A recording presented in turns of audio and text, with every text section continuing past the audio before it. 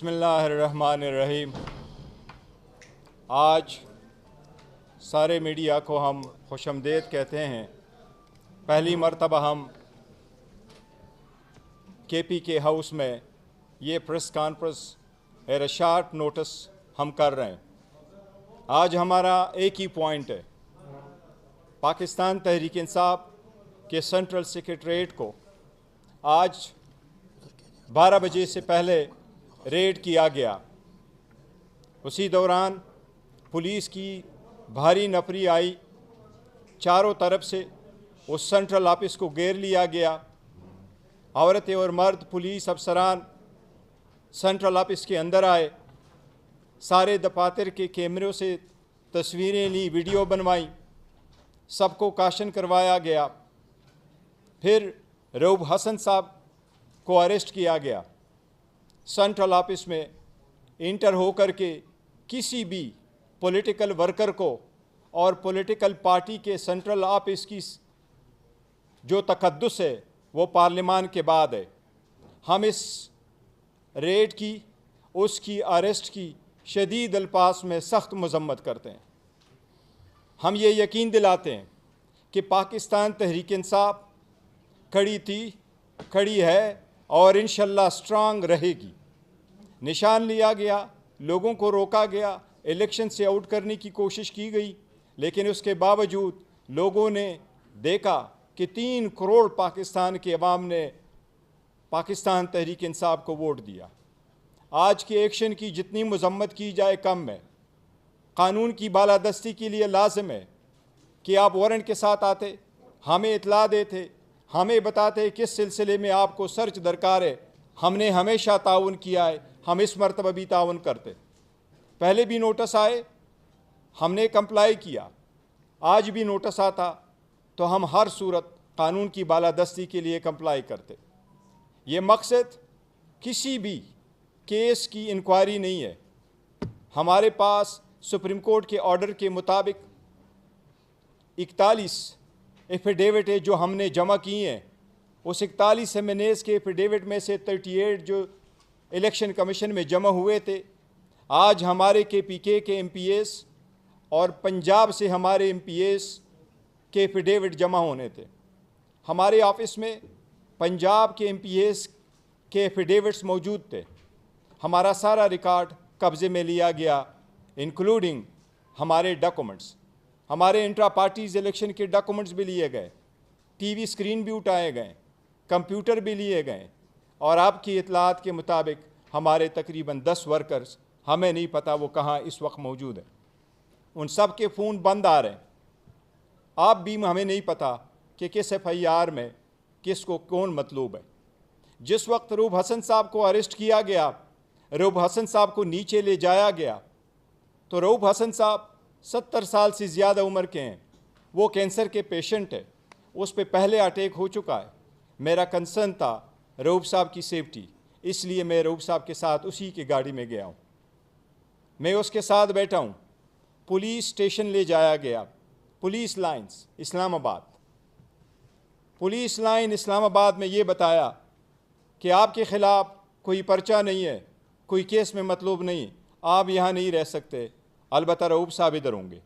मैंने रऊफ साहब से फिर इजाज़त ली, क्योंकि मैं मज़ीद वहाँ नहीं रुक सकता था, रोकने की इजाज़त नहीं थी। रीज़न यही है कि ये पहला मरतबा नहीं था।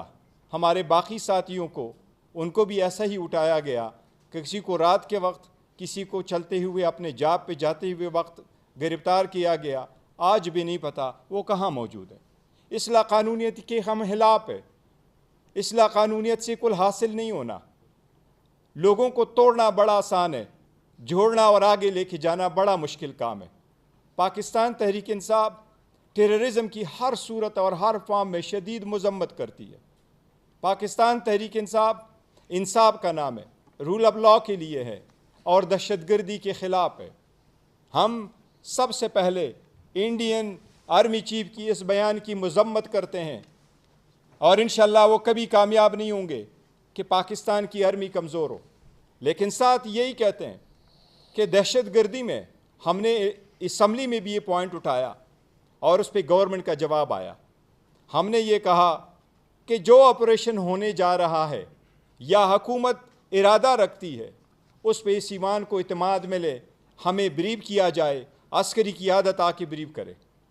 اس پہ گورنمنٹ کی طرف سے لا منسٹر کا یہ پیغام آیا تھا، یہ جواب آیا تھا کہ اسی پہ یہاں بریفنگ ہوگی، اس ایوان میں بریفنگ ہوگی، وزیر اعظم کے سامنے بریفنگ ہوگی، انٹیریئر منسٹر کے سامنے بریفنگ ہوگی، اور انہوں نے کہا تھا میں خود بھی یہاں موجود ہوں گا۔ آج تک وہ بریفنگ نہیں ہوئی۔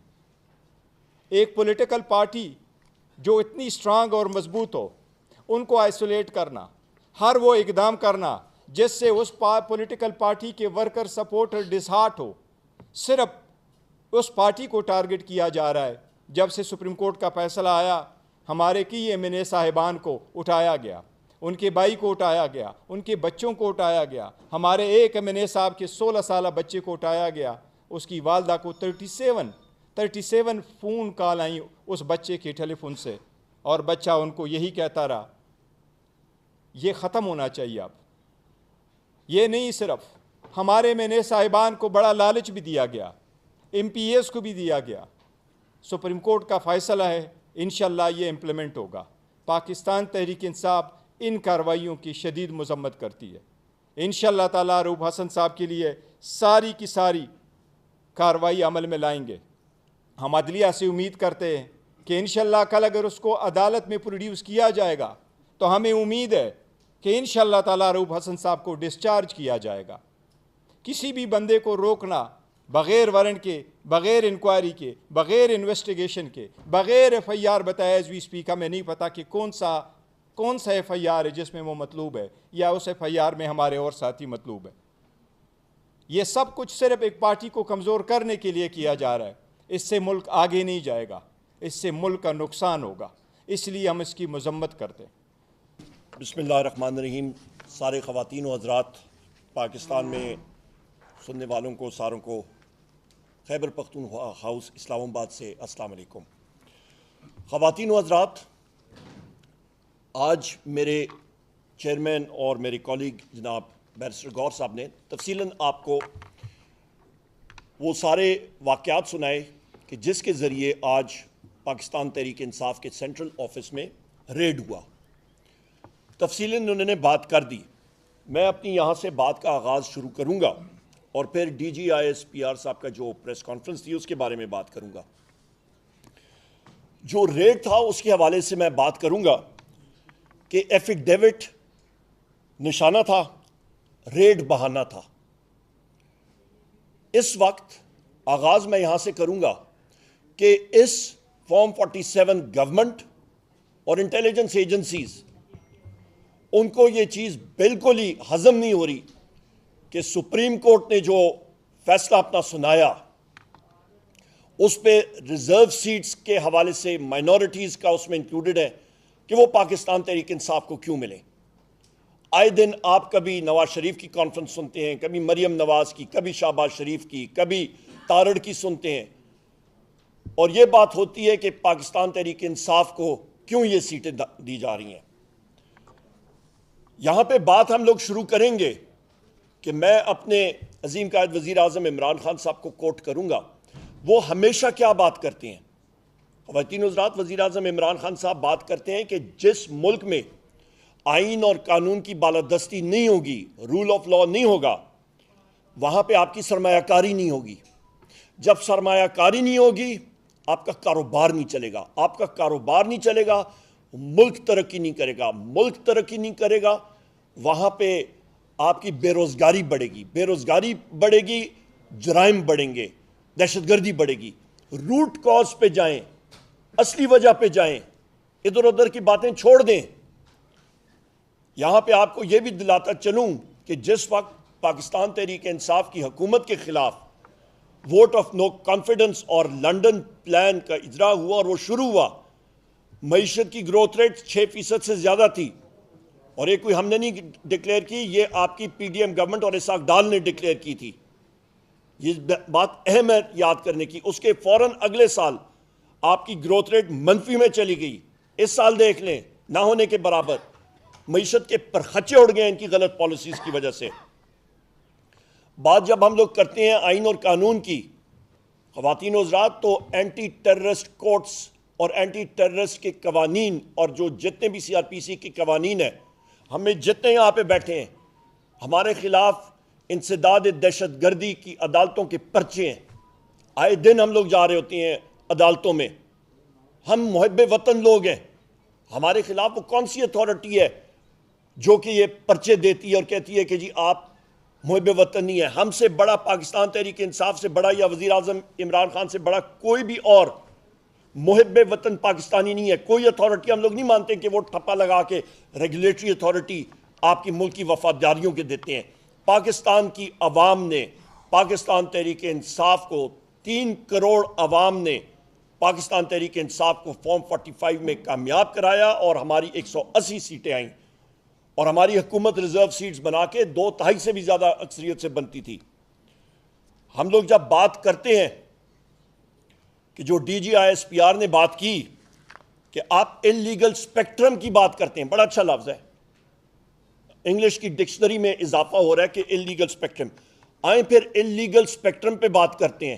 تو سب سے پہلے تو اپنے محسن نقوی جو آپ کا نگران وزیر اعلیٰ تھا، اس کے دور میں 450 ارب روپے کی جو گندم یہاں پہ خریدی گئی اور پھر پنجاب کے کاشتکاروں کی ریڑھ کی ہڈی توڑی گئی، ان سے ان کا خون پسینے کی کمائی جو ہے ان کا نوالا چھینا گیا ان کے منہ سے، اور گندم کسانوں سے نہیں خریدی گئی، باہر سے امپورٹ کی، اور اس کے بعد ابھی ایکسپورٹس کی تیاریاں ہو رہی ہیں.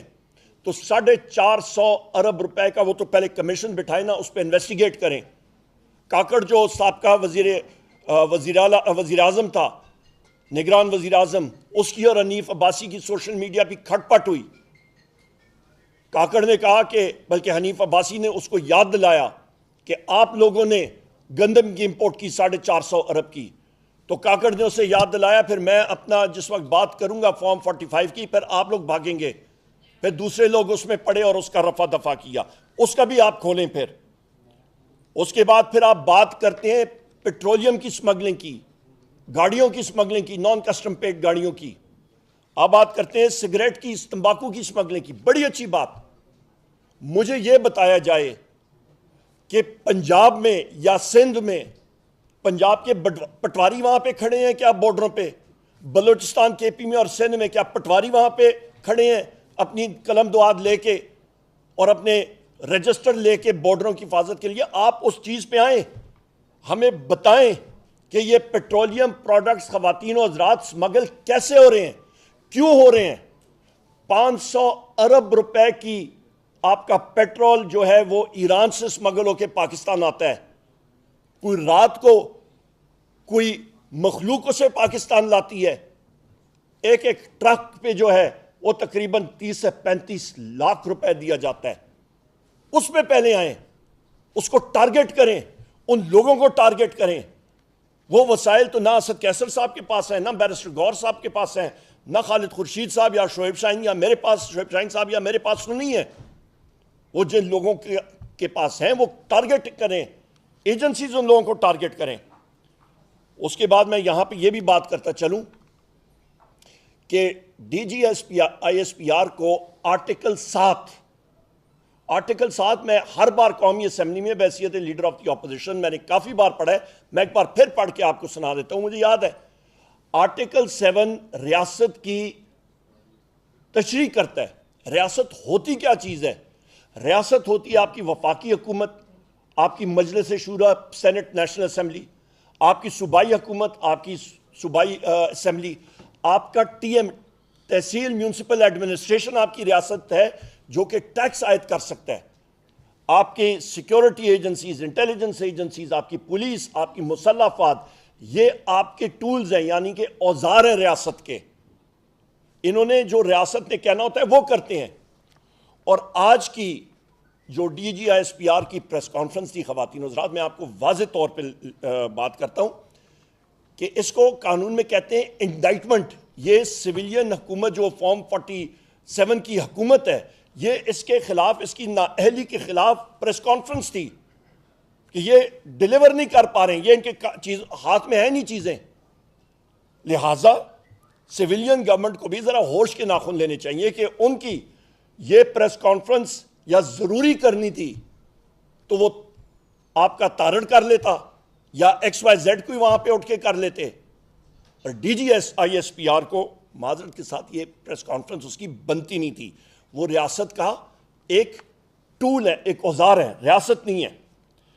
اس کے ساتھ ساتھ یہاں پہ میں یہ بھی کہتا چلوں, D G I S P R نے کہا جناب کہ قوانین بننے چاہیے, قوانین ہونے چاہیے.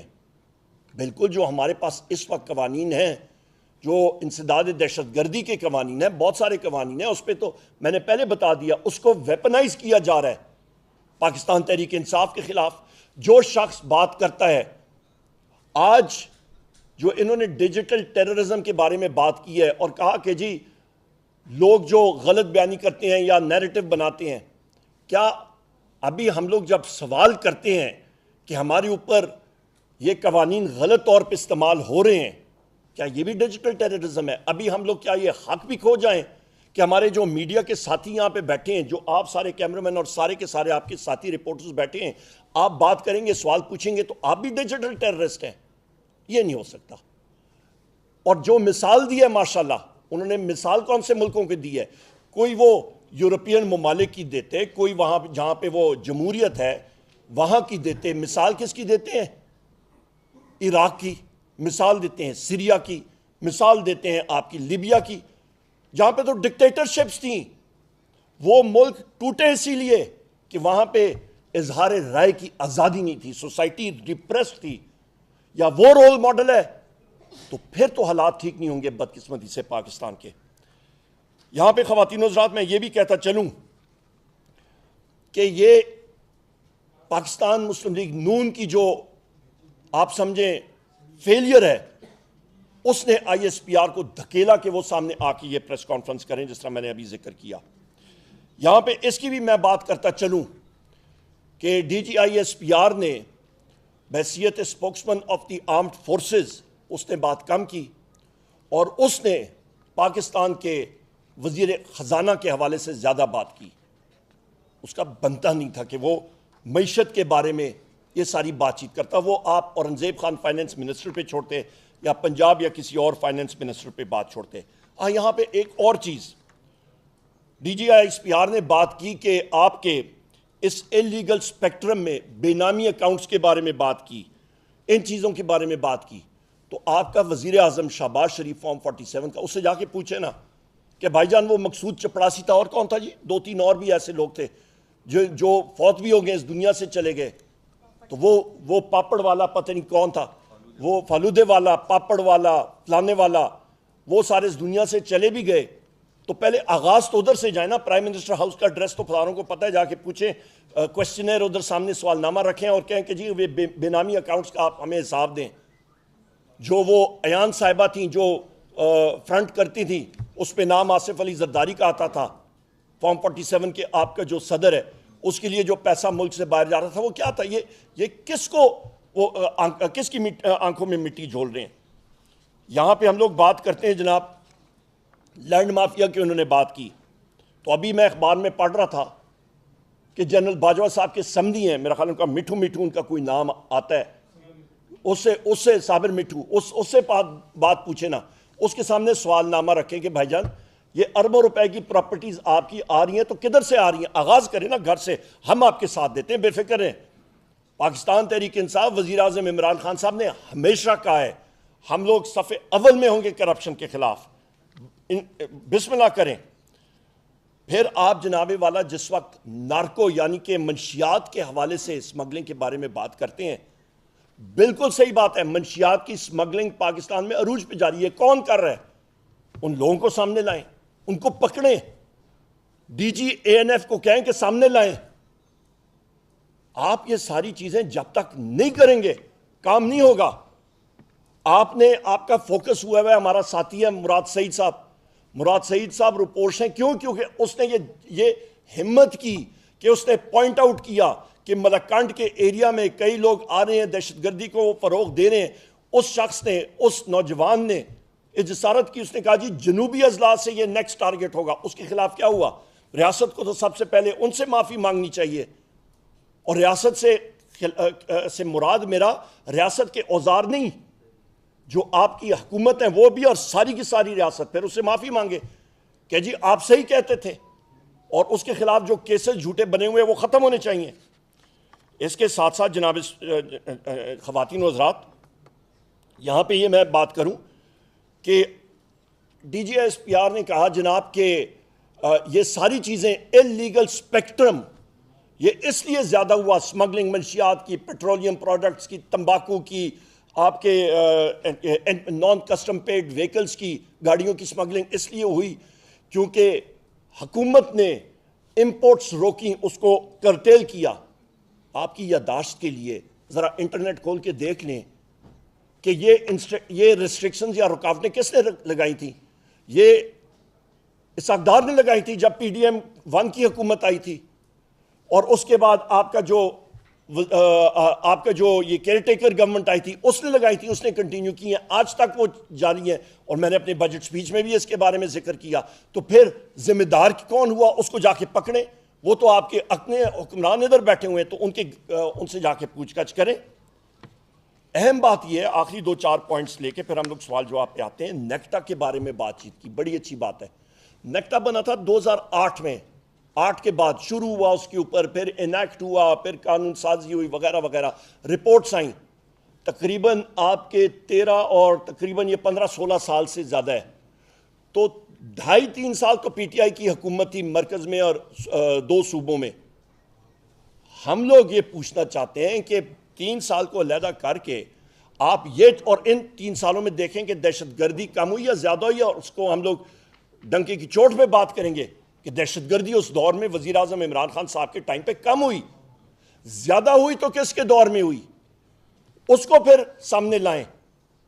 یہ ہائبرڈ نظام اور یہ چیزیں نہیں چل سکتی۔ اس کے ساتھ ساتھ آپ بات کرتے ہیں کہ یہ نیکٹا اور ایف اے ٹی ایف جو بنا تھا، یہ نیکٹا بنا کس طرح تھا، اور اس کو عملی جامہ ایف اے ٹی ایف کی وجہ سے پہنایا گیا تھا۔ یہاں پہ خواتین و حضرات میں آپ سے یہ بھی کہتا چلوں کہ جو ہمارے وزیر اعلیٰ علی امین خان گنڈاپور صاحب نے بڑی اچھی سٹیٹمنٹ دی ہے کل، اور انہوں نے کہا ہے کہ جو لوگ ریاست کا نام لے کے کور لیتے ہیں ان کو ایکسپوز کریں، ان کو سامنے آنا چاہیے۔ جو بنو کا حادثہ ہوا، ہمارے لوگ بھی گئے، ہماری ساتھی بھی وہاں پہ گئے مرہم رکھنے کے لیے۔ ہم نے کیا بات کی؟ ہم نے یہی بات کی کہ اس انسیڈنٹ کا ایک انڈیپینڈنٹ جوڈیشل کمیشن ہونا چاہیے، جو ابھی بن رہا ہے انشاءاللہ، انکوائری کریں، صحیح طریقے سے کریں۔ آپ یہ نہیں کہہ سکتے ہیں جس طرح کہ میرے چیئرمین اور ساتھی جناب بیرسٹر گوہر صاحب نے کہا کہ ایک سیاسی پارٹی کو آپ ٹارگٹ کرنا چاہیں، کیونکہ آپ اور یہ مسلم لیگ نون اور یہ لوگ اس سیاسی پارٹی کو، پاکستان تحریک انصاف کو فیلڈ میں وہ کچھ کر نہیں سکتے ہیں، تو لہٰذا یہ انہوں نے اوزار بنائے، یہ ٹولز کے ساتھ آپ اس کو، یہ غلط قوانین کے ساتھ اس کے پیچھے پڑے ہوئے ہیں۔ میں خواتین و حضرات آخر میں آخری ایک چیز بات کر کے پھر ہم لوگ کویشچن آنسر کا شروع کرتے ہیں۔ رؤوف حسن صاحب عمر رسیدہ شخص ہیں، بڑی عمر کے شخص ہیں، جس طرح بتایا کہ کینسر پیشنٹ ہیں۔ رؤوف حسن صاحب کے ساتھ احمد جنجوعہ صاحب، آپ کے رضوان احمد صاحب، آپ کے جناب والا غلام شبیر صاحب، آپ کے عطاء الرحمان صاحب، آپ کے فرید ملک صاحب، آپ کے مدثر چودھری صاحب، اور آپ کے ملک نعمان احمد صاحب، آپ کے جناب فیضان ملک صاحب، اور آپ کے جناب نسیم کیڑا صاحب، آپ کے پروفیسر مظہر صاحب، اور خالد محمود گجر صاحب، یہ وہ انفورس ڈسپیئرڈ پرسنز ہیں جن کو رات کے اندھیرے میں غائب کیا جاتا ہے۔ ہم لوگ بات کرتے ہیں کہ جی اور قوانین ہونے چاہیے، او بھائی جو قوانین ہیں، جو آئین اور قانون کے سلسلہ ہے، اس پہ تو عمل درآمد کریں نا۔ آپ کے جس وقت آپ کے 6 ججز اسلام آباد ہائی کورٹ کے ایک تحریری خط بھیجتے ہیں سپریم جوڈیشل کونسل کو، آپ کے سرگودا کے اینٹی انسداد دہشت گردی کے کورٹ عدالت کے جج ایک تحریری خط بھیجتے ہیں اور کہتے ہیں کہ انٹیلیجنس ایجنسی کے ایجنٹس نے اٹھایا. ابھی میں انٹیلیجنس ایجنسیز کے نام لوں تو وہ پریس کانفرنس میں وہ بیپنگ شروع ہو جائے گی, وہ آپ سینسر کرنا شروع ہو جائیں گے. یہ تو ہماری آزادی ہے پریس کی, یہ حال ہے ہماری. تو وہ پریس کانفرنس سینسر ہونے سے میں اس لیے نام ابھی نہیں لیتا, ورنہ فلور آف ہاؤس پہ باقی جگہوں پہ میں کھلا لیتا ہوں. سو لہٰذا مجھے یہ بتائیں کہ جہاں پہ آپ بات بھی نہیں کر سکتے ہیں, آپ کی بات کرنے پہ قطعاً, آپ کی سوچ پہ قطعاً, آپ کا رول ماڈل غیر جمہوری ممالک اور غیر جمہوری حکومتیں, آپ کیسے مقابلہ کریں گے؟ اور آپ کے اپنے جو حکمران ہیں وہی سب سے بڑے چور اور ڈکیت بیٹھے ہوئے ہیں, اور آپ ان کی حفاظت, ان کو تحفظ دے رہے ہیں. تو لہٰذا خدارا یہ چیزیں نہ کریں. اور یہاں پہ جب ایسے ادارے جب اٹھ کے تو ان لوگوں کا ڈیفنس میں بات کرتے ہیں, شوگر کوٹڈ الفاظ میں بات کرتے ہیں, مسلم لیگ نون کو ڈیفینڈ کرتے ہیں, پیپلز پارٹی کو ڈیفینڈ کرتے ہیں, ان پارٹیوں کو ڈیفینڈ کرتے ہیں, خواتین و حضرات وہ بات عوام کے دل, عوام جو ہے وہ اس کو اپریشیٹ نہیں کرتی, اس کو کوئی داد نہیں دیتی. بہت شکریہ آپ کا, میں نے یہ باتیں کرنی تھی. اوور ٹو بیرسٹر گور صاحب. جناب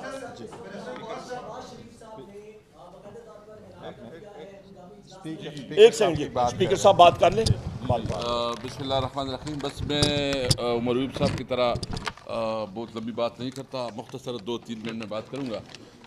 صرف اتنا کہتا ہوں کہ دیکھیں یہ ملک ہمارے سب کا ہے, ہم نے اس ملک میں زندگی گزارنی ہے.